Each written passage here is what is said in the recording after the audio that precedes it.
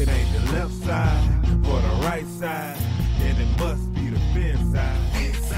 It ain't the left side. Thank you, Solo D. Welcome to another episode of On the Fin Side here with Kat and Paul. Follow us on Facebook, Twitter, Spreaker, iTunes, YouTube, iHeartRadio, and Spotify. I'm Brian Cat NFL. Paul is Fanatic with a PH, Fanatic_pick. The final game of the college football season takes place here on Monday, and then the following Friday, we're going to hear the final declarations from the underclassmen as we start to fine-tune the NFL draft in April. With NFL draft talk heating up, we're going to take a look at a handful of prospects in the LSU Clemson National Championship game, because out of these two teams, you're probably going to have 20 or 25 players drafted from both of these colleges combined. So we're going to go through our top 10 Dolphins board for both teams, LSU and Clemson. But before we do that and get into that list, Paul, I know who's number one on our list. For the Dolphins, if it were held today, surprise, surprise, it would be Joe Burrow.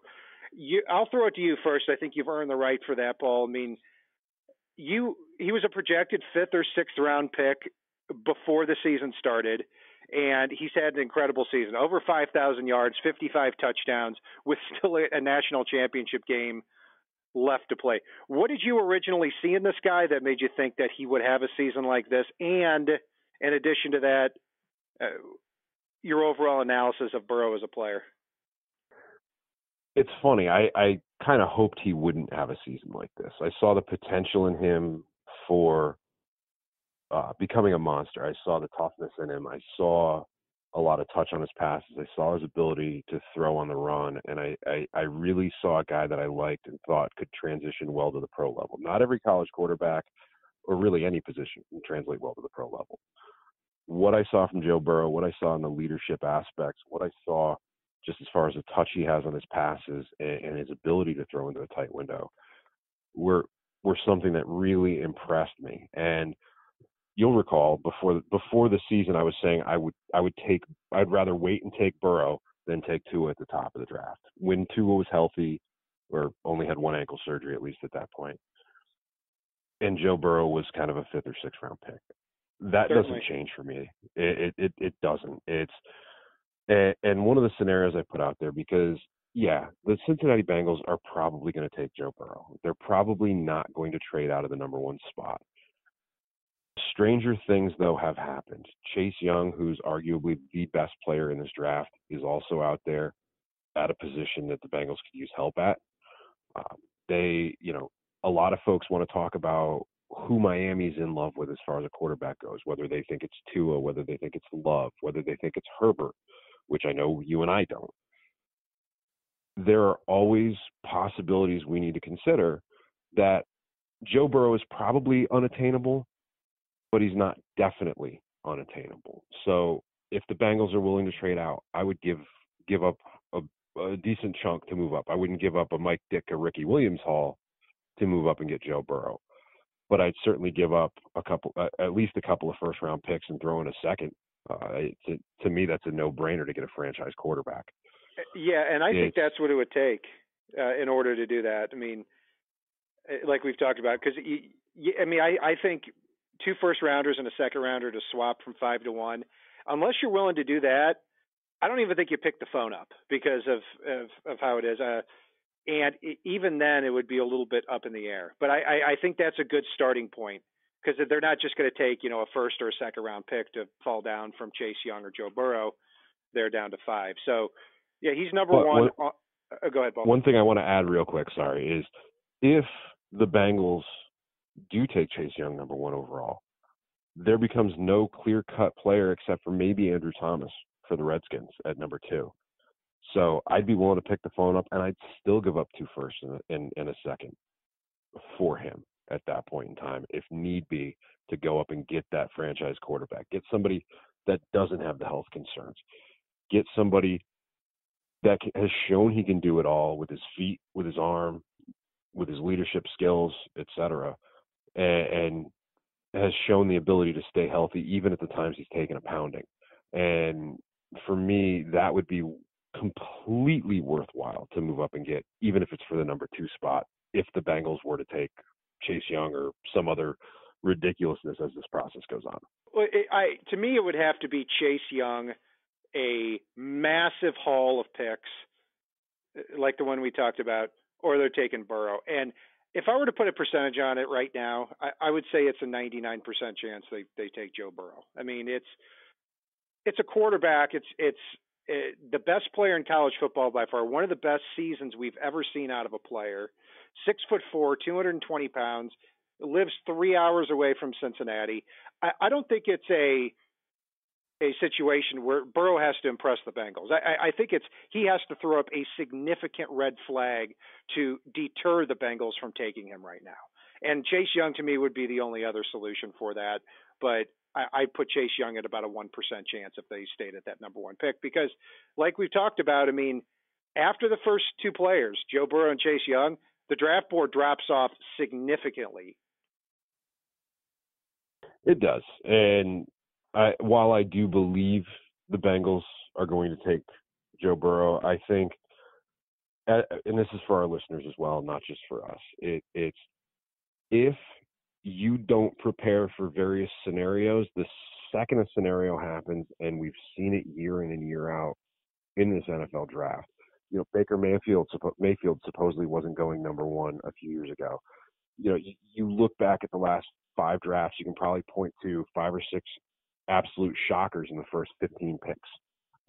Some in the top 5, some in the top 3, at least one at the top. And you have to be prepared for it, because otherwise, once that scenario happens, literally all you can do is sit there and throw up in your lap, because that's about as effectively you're more effectively prepared for that than you are for the possibility that something that, while unrealistic, is not completely unrealistic may happen. Yeah, we saw that with Laramie Tunsil, and we saw that when the Dolphins traded up for Deion Jordan back in 2013. I mean, the Jordan trade didn't work out, but I don't think any of us saw us going from 12 to 3 to get his services. And confession, I liked that trade up at the time until Jordan turned into the player and the person I didn't think he was. So that's where the draft gets fascinating. So, yeah, Joe Burrow for me would be the number one overall player on my board too, ahead of Chase Young and ahead of Tua.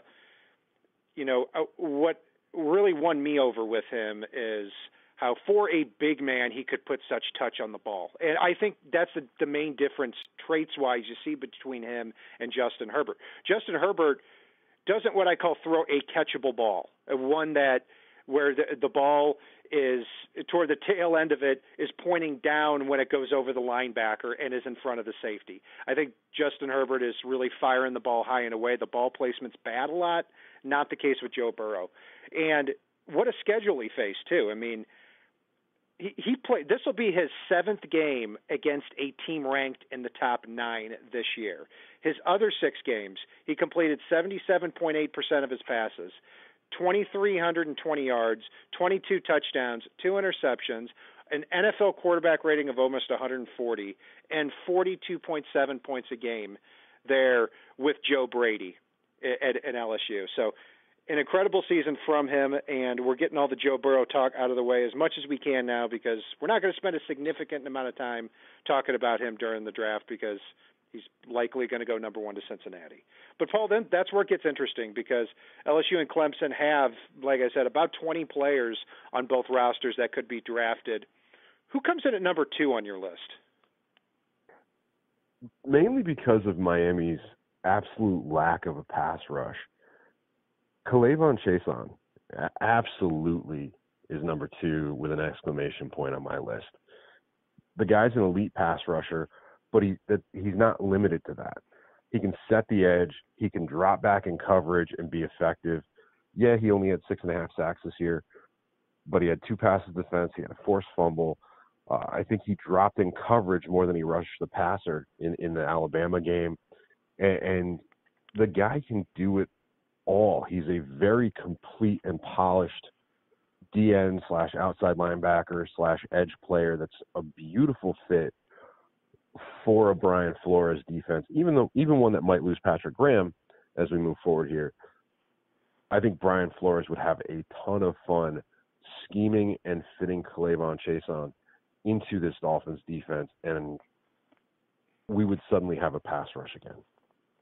So if I'm hearing you correctly there, Paul, you would take Chaisson, say both were there at 18, you would take Chaisson over Isaiah Simmons.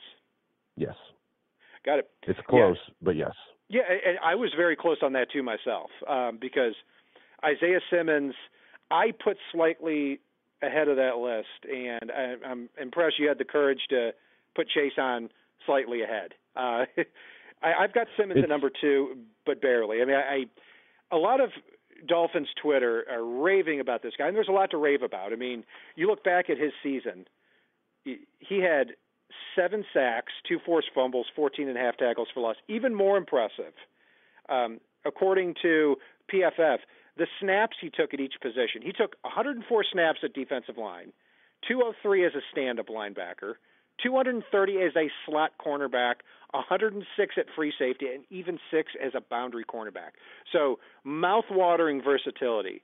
But he's somebody I'm more hoping falls to 18, but I don't think he will, because I think there are bigger fish to fry at other positions, mainly pass rusher, like you said, offensive tackle, and several other positions there. I mean, and when you look at the versatility, to me, with a 22-year-old young man, there's so much for this guy to learn when he comes in the NFL. I can't tack on that he's automatically going to seamlessly pick up 3 or 4 NFL positions to the point where it would justify that versatility. But still, I think even if you put Simmons at one position, whether it's linebacker, edge rusher, wherever it is, I think you've got a talented football player. And, Paul, number 3 on my list, for a lot of reasons, you said K'Lavon Chaisson, 6'4", 249.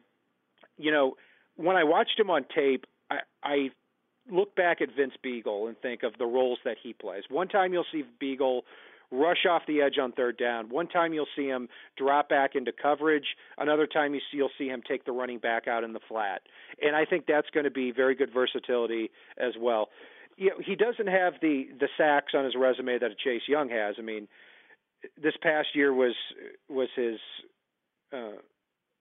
he had his most sacks with 6.5, but he does so many other things very well. He's somebody that I've really got targeted as a realistic option there at 18. So, Paul, who's number 3 for you? I'd agree with you on the Chase. One last thing on the Chaisson bit too is he missed the 2018 season, and so I mean he probably was a little bit slowed by that ACL injury. So I expect him to be even more explosive going into 2020. But again, it's for a lot of the reasons you mentioned at number 3, I've got Isaiah Simmons. I think he could be everything that Brian Flores hoped Minkah Fitzpatrick could be but wouldn't buy into. And we've seen the way that Isaiah Simmons is utilized in college. I think he could be very effective, even if he's not going to be asked to play as many positions at the NFL level.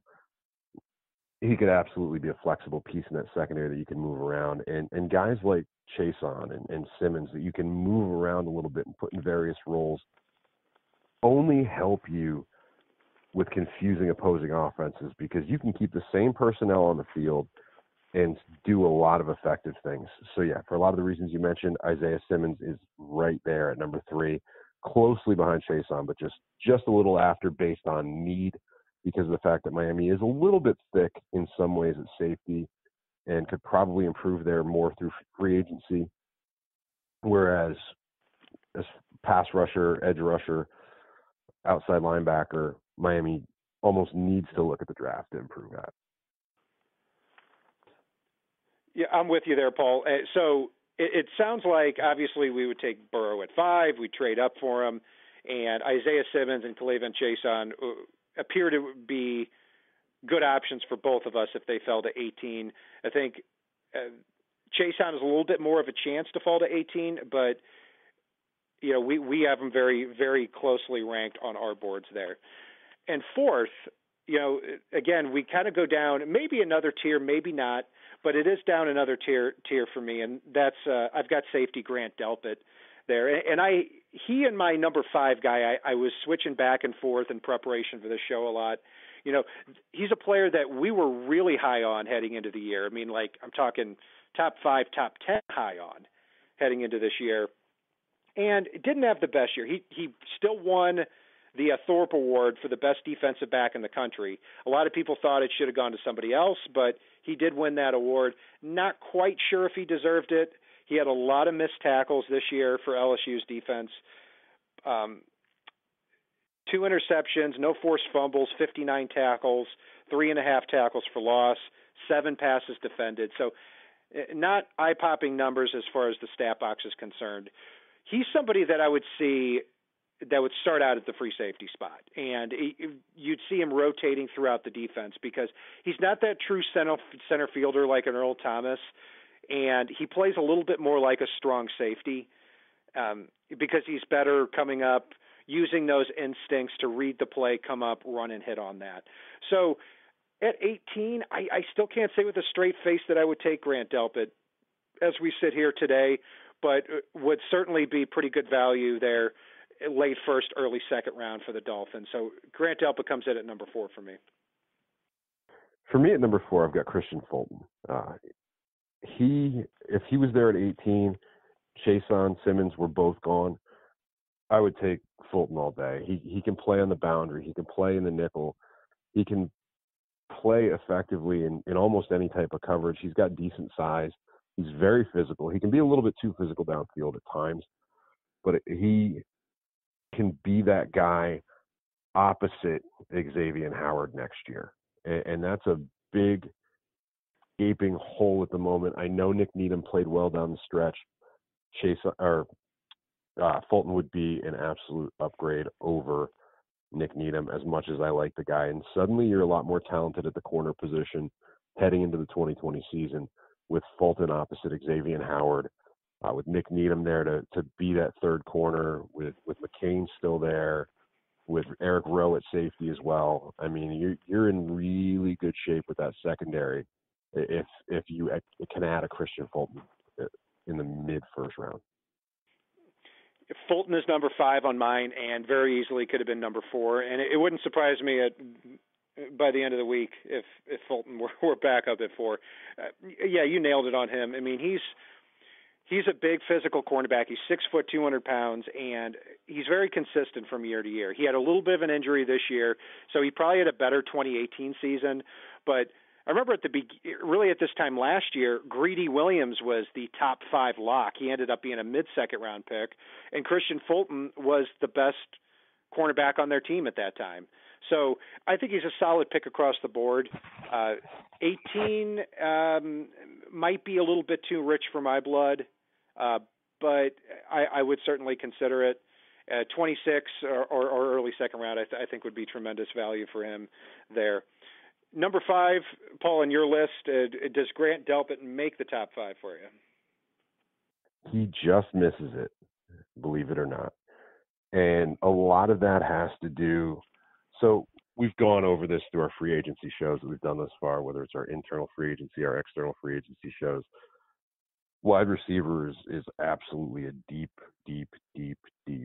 position for the Dolphins at this point. You've got Preston Williams coming back next year. You've got Jakeem Grant returning from injury. You've got Albert Wilson, as it stands right now, under contract. You've got the emergence of Devontae Parker. You've got Alan Hearns under contract. Isaiah Ford starting to emerge. So really, you wouldn't think wide receiver would be a position you'd look at in the first round. However, Chris Greer is a guy that I think is going to take most players if he feels that they can upgrade a position, even if it's a position that you're already strong at. He's going to take a BPA unless it makes absolutely no sense. And it still does make sense to add a wide receiver in this draft. T. Higgins for Clemson has monstrous size. And if you can add him to the mix with a Preston Williams, Devontae Parker, Mike Gesicki, and, keep Albert Wilson and Jakeem Grant in that pesky role, you are going to have tremendous size with yet another 6'4" wide receiver. The guy had 1,100 plus yards this year, 13 touchdowns, averaged just under 20 yards per catch.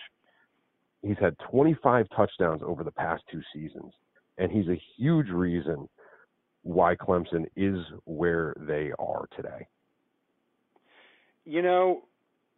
If what a difference a year makes, because a year ago today, if T. Higgins were in the draft, this is at a time where Devontae Parker was a bust, and they lost Jarvis Landry not too long before that, and Albert Wilson's coming off a torn Achilles. I probably would have had T. Higgins as a top 10, 15 player on my board for the entire draft. He is nowhere in my top 10 on here, but he is an extremely talented player. I just don't see where you'd fit him on the team. Because to me, at that point, it would either be T. Higgins or Preston Williams for the long term. I don't see a spot for all three of them. And the reason being is T. Higgins in the ACC there never played in the slot at all. He ran two routes. He ran the outside and he ran the comeback. That's it. But he is an extremely talented player. I mean, he in fact, my comparison for him would probably be Devontae Parker. So the only way I could see Higgins being a consideration is, for me, and I'm just jumping ahead to what I was going to say here at 10, is if Albert Wilson is cut and we get to April and Preston Williams is having problems coming back from his injury, or they start to feel that he may not be as much of a lock for that future boundary receiver as we think he is. But otherwise, I don't see how you're getting all these guys on the field. And I think wide receiver, too, is a position where somebody like Preston Williams is not going to be okay saying, you know what, I just want to be here. And if I play 25 snaps a game and I have 40 catches for 500 yards, I'm okay with that. That's my only issue there with T. Higgins as a potential first or second-round pick. I just want to jump right in before we get to yours. For me as well, part of ranking T. Higgins where I did is the fact that we've changed offensive coordinators. We've gone to Chan Gailey. We're going to see a lot less two tight end looks, possibly even a lot less, two running back looks. We're going to see a lot of spread offense here. So if you've got 4 or 5 guys spread sometimes, if you've got a T. Higgins out there, you've got a Devontae Parker, a Preston Williams, and a Mike Gesicki, and either a running back or one of the pesky wide receivers in Albert Wilson and Jakeem Grant, you are going to create some tremendous mismatches against that secondary in passing situations. You can literally, Ryan Fitzpatrick or whoever the quarterback is at that point in time, with those 4 monstrous size guys and that pesky guy that can, with Jakeem Grant as an example, he can outjump most of the taller corners. You can just throw jump balls all day and really have a great time of it with those guys out on the field. So, okay, so Paul. Yeah. So I'll jump in there. So you're cutting Albert Wilson, right? Possibly. That would make a little bit more. Then that would make a little more sense, because I agree with you with Wilson being a pesky receiver. I'm not paying $11 million a year for a fourth receiver who's pesky. That is way, way, way out of my budget on that. And Higgins, very, very talented. If you're going to break the rules for him a little bit and take him in the first 40 picks, I still wouldn't be able to do it. But if you don't have Wilson here and you view Grant as just a special teams guy and Alan Hearns doesn't figure into the equation anywhere, I could see it a little bit more because he is a talented player. Anyway, he'll be 10th on my list. As we continue with ours here, at number 6, I'm going to go with Travis Etienne. There's a group of about 5, 6, 7 running backs in this draft who will probably be great value here in the top 70 picks. I mean, and another one here is in this game. He's very thin and he's very fast, but he doesn't a lot of times play like that. I mean, the term contact balance is a word I see thrown around a lot. I mean, in that he can take a hit and not lose his stride and continue going at full speed up the field. He's somebody that's averaged throughout his career just eye-popping yards per carry, 7.9 yards a carry. He had over 1,500 yards this past year heading into this game and 1,600 yards the year before. So I'm okay waiting at running back, but I wouldn't hate it if they took him there at 39, would probably want to wait to the back end of that second round because maybe he's there. Maybe you take a look as well at a guy like Clyde Edwards-Helaire, who's going to be 6th on my list. And He this past year had over 1,300 yards heading into this game. A lot of comparisons drawn to another 22. That's running back Emmitt Smith. But I'm not sure prospect-wise if that's the greatest compliment. Emmitt Smith was a 5'11", 200-pound running back who ran a 4.6. Edwards-Helaire is probably going to be that same type of guy, but he gets it when you see him play. He gets it in the passing game, the awareness, the blocking is something he gets as well. He had 50 catches with Joe Burrow this past year and always seemed very, very aware. So these guys in the late second, early third round area, Travis Etienne and Clyde Edwards-Helaire are two considerations I think the Dolphins will have if they still have that vacant spot at running back. Paul, continuing on with your list after T. Higgins, who do you have? Man, I got to say, if Edwards-Helaire came with Emmitt Smith's offensive line, he would move way up this draft board for me. Unfortunately, he doesn't. And you know, it's because you just talked about the running backs. I just want to talk about them very briefly. I know I've got them on my list somewhere too, which should come as no surprise to anybody. For me, the drop-off after Etienne is decent. As far as Edwards-Helaire goes, he really is sitting there at the end of the second, beginning of the third, with a huge clump of running backs, including guys like Chuba Hubbard and a few others, that I like the guy, but as far as the value of him, it is what it is. But I'm still going to stick with the first one more time for number 6 for me, and this is where you finally see Grant Delpit enter play for me. The safety position, as I talked about a little bit with Isaiah Simmons, Delpit could come in and contribute right away, but it's not the largest area you need. I know he had a little bit of a down year, which is part of why he moved down my board a little bit. You and I both know early in the year when I was talking about safety prospects, I had him a lot higher. But unfortunately, he didn't have the same year he did in 2018, even though he offers tremendous value. And for a lot of the reasons you mentioned, he is still on my list for those first rounders. But again, we're talking maybe 18, definitely in the late 20s. I would take Delpit all day. Yeah, I think it'd be crazy talking about at the beginning of the year him being a late first, early second round prospect, but that's kind of where we are at this point. So let's recap our list here so far. We both got Burrow at number 1. I have Isaiah Simmons at 2. You've got Chason. I've got Chason at 3, and you have Simmons at 3. I have Delpit at 4, and you have Christian Fulton at 4. I have Fulton at 5, and you have T. Higgins at 5. At number 6, I have running back Travis Etienne. You have Grant Delpit. So I'm going to throw it back to you for your 7th guy.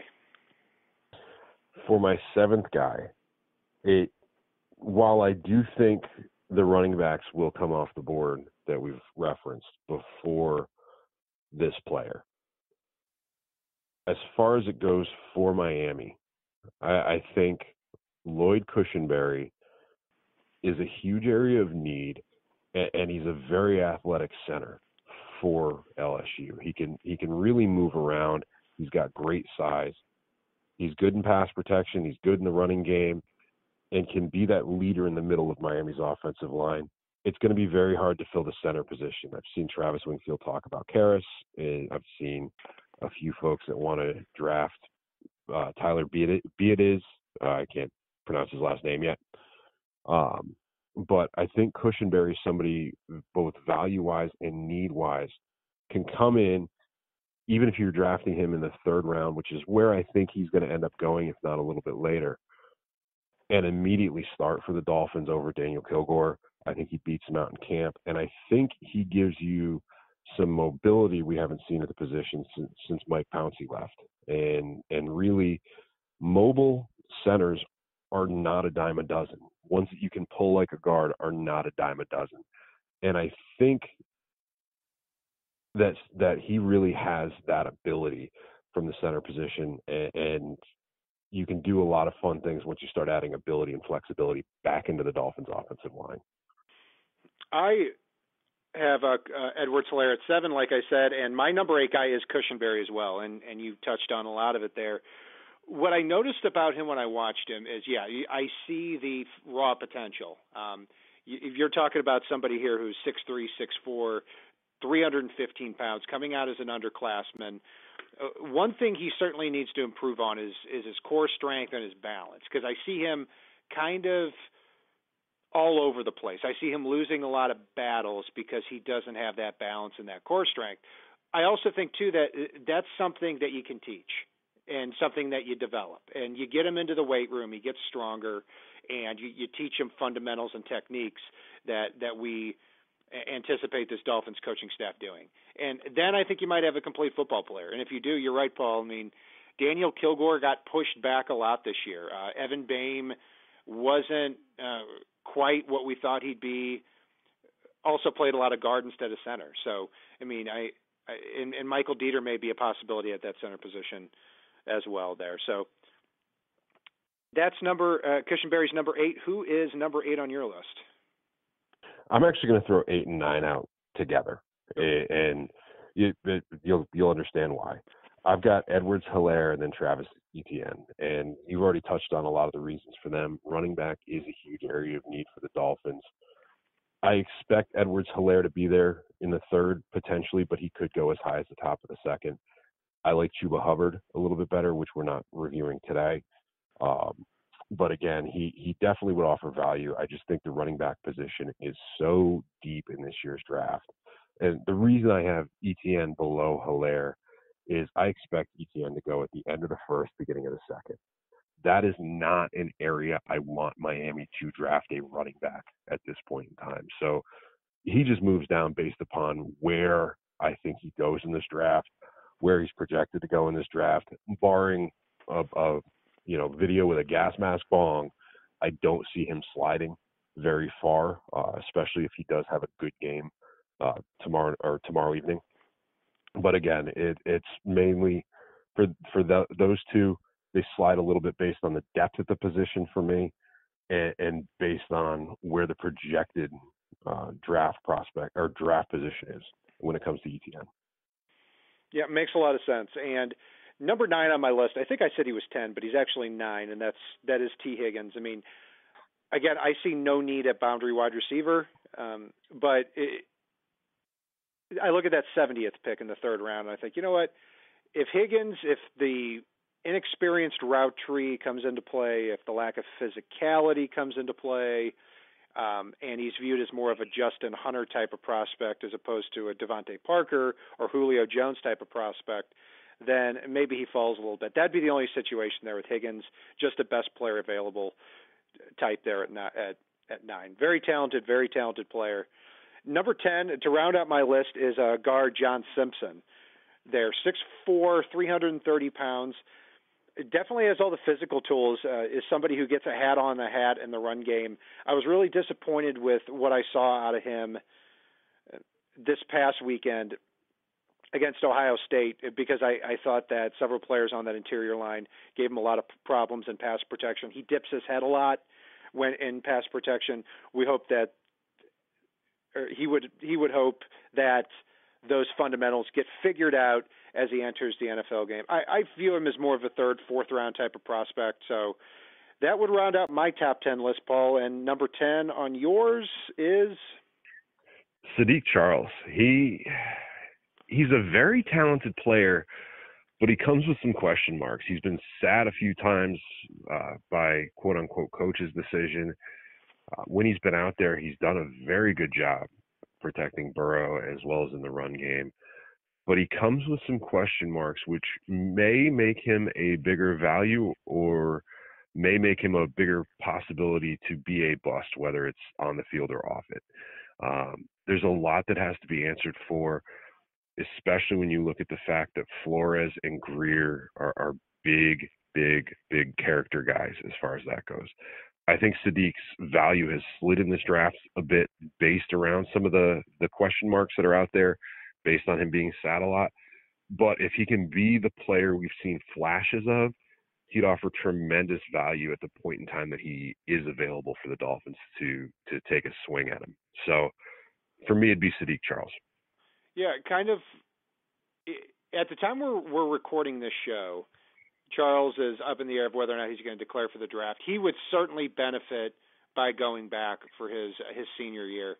And Yeah, he's somebody too that I would have had 11th on my list. I was trying to sneak him in there, but very, very raw, and he may actually benefit by a lot of these left tackles going back for their senior years too. So that could actually move him back up the board to maybe that second or third round area. So a couple of players, Paul, noticeably absent from our list. LSU wide receiver Justin Jefferson is Todd McShay, I believe, had him in his top 20 as far as overall prospects in this draft. I think he's an extremely talented player. I mean, he fits a little bit more in the slot there, but I don't think he has the eye-popping, over-the-top Randy Moss-you type of ability that T. Higgins has. A.J. Terrell is another one. You know, we had drafted Cordrea Tankersley a couple of years ago out of Clemson. That's been, other than some good games in his rookie year, that's been a nightmare. I look at him as a very inconsistent player from year to year. I don't know if Brian Flores is going to be willing to put up with that. Also, Rashard Lawrence is a mid-round defensive tackle out of LSU. Jacob Phillips and Patrick Queen at linebacker as well, number 8 and number 6. Patrick Queen had an interception of Tua when they played. It's up in the air whether or not they come back or declare for the draft.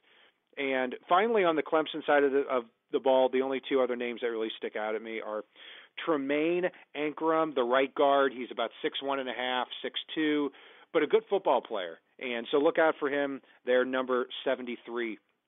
Should be, I'd say, a mid to late rounder, but could sneak up as well. Kayvon Wallace, number 12, should be one of those mid-round picks too.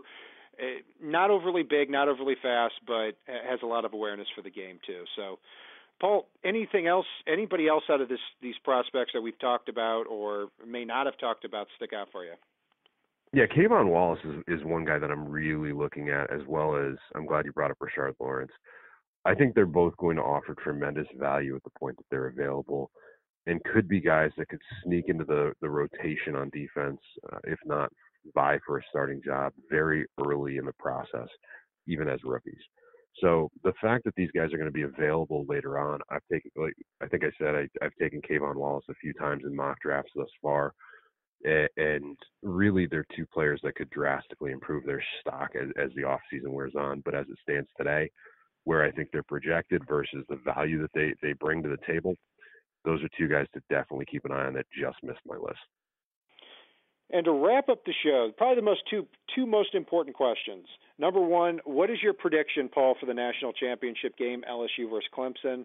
And second, if Trevor Lawrence were in the NFL draft in 2020, obviously he's not eligible, he won't be in, but he likely will be the number one pick in the 2021 draft. So an incredible game, maybe the number one pick in the 2020 draft versus maybe the number one pick in the 2021 draft. So the second question is, if it were Burrow versus Lawrence in the draft today, who would you take?